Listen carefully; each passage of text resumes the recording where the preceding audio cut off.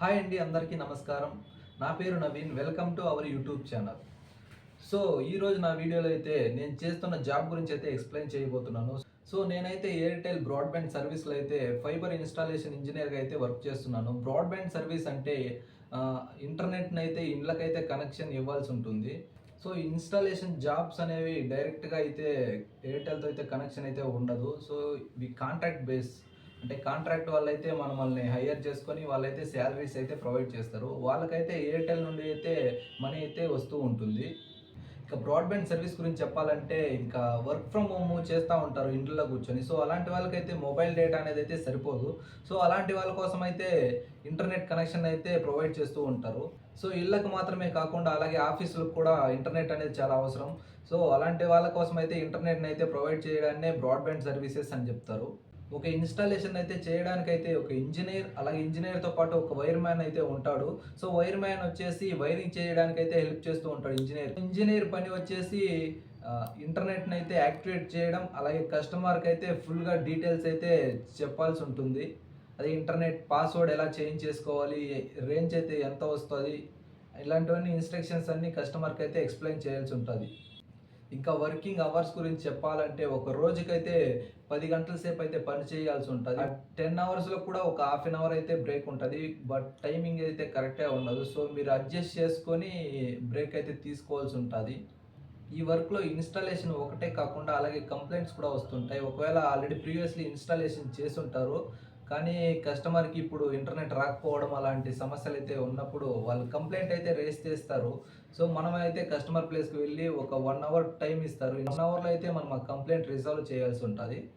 So installation చేయడానికైతే వాళ్ళైతే 2 hours అయితే time ఇస్తారు. సో ఆ 2 అవర్స్లో మనం వైరింగ్ చేసుకొని అలాగే ఇంటర్నెట్ కనెక్షన్ అయితే యాక్టివేట్ చేయాల్సి ఉంటుంది. ఇక ఇన్స్టాలేషన్ కంప్లైంట్స్ అనేవి మీరు ఒక ఏరియా అనేది మీకు అసైన్ అయితే చేస్తారు. సో ఆ ఏరియా మొత్తంలో కంప్లైంట్స్ అండ్ ఇన్స్టాలేషన్ ఏమైనా వస్తే మీకైతే అసైన్ చేస్తారు. అసైన్ అంటే మీ దగ్గర మొబైల్కి ఒక యాప్ అయితే ఉంటుంది. సో ఎయిర్టెల్ యాప్ అని చెప్పి, సో ఆ యాప్లో అయితే మీకు చూపిస్తూ ఉంటాయి ఏ కంప్లైంట్ ఏ ఇన్స్టాలేషన్ అసైన్ అయిందని. సో ఏ టైమింగ్లో కూడా అని చెప్పి అదైతే మనకైతే చూపిస్తూ ఉంటుంది. సో ఆ టైం స్లాట్ ప్రకారం అయితే మనమైతే ఇన్స్టాలేషన్ లేదా కంప్లైంట్ అయితే మనము కంప్లీట్ చేయాల్సి ఉంటుంది. ఒక రోజు మొత్తంలో అయితే ఒక 5 ఇన్స్టాలేషన్లు లేదా 4 ఇన్స్టాలేషన్లు అయితే చేయాల్సి ఉంటుంది. అదే కంప్లైంట్స్ అయితే ఒక 8 నుండి 9 కంప్లైంట్స్ని అయితే క్లోజ్ చేయాల్సి ఉంటుంది. ఒకవేళ వర్క్ ఏది ఎక్కువ లేనప్పుడైతే ఇంకా తక్కువ కూడా మనము క్లోజ్ చేసే అవకాశం అయితే ఉంటుంది. ఇక ఈ జాబ్స్ కోసం అయితే క్వాలిఫికేషన్ ఎంత దాకా చదువు ఉండాలంటే, ఒక ఇంజనీర్ జాబ్ కోసం అయితే మీరైతే డిగ్రీ, అలాగే డిగ్రీతో పాటు మీకు ఒక ఓన్ బైక్ అయితే ఉండాలి, అలాగే డ్రైవింగ్ లైసెన్స్ కూడా ఉండాలి. అదే మీరు ఒకవేళ వైర్మెన్గా జాయిన్ అవ్వాలనుకుంటే ఇంటర్ పూర్తి చేసి ఉంటే సరిపోతుంది.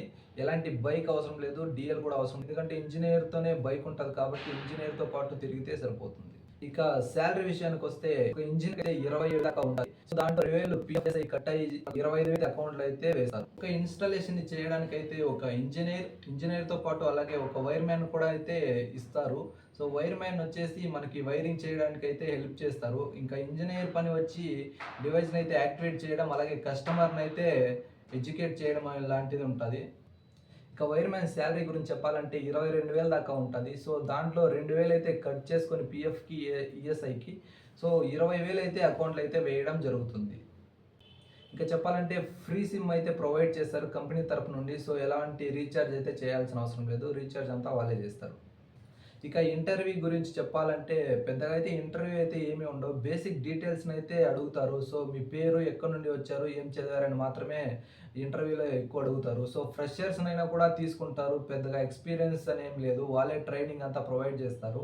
ఒక 1 మంత్ దాకా అయితే ట్రైనింగ్ అయితే ఉంటుంది. మీకు వర్క్ గురించి, ఎలా యాప్లో ఎలా ఇన్స్టాలేషన్ యాక్టివేట్ చేయాలి, అలాగే వైరింగ్ గురించి ఇలాంటి ట్రైనింగ్ అయితే 1 మంత్ అయితే ఉంటుంది. సో అయిన తర్వాత అయితే మీకైతే ఒక ఐడియా అయితే క్రియేట్ చేసి మిమ్మల్ని పనులకైతే పంపిస్తారు.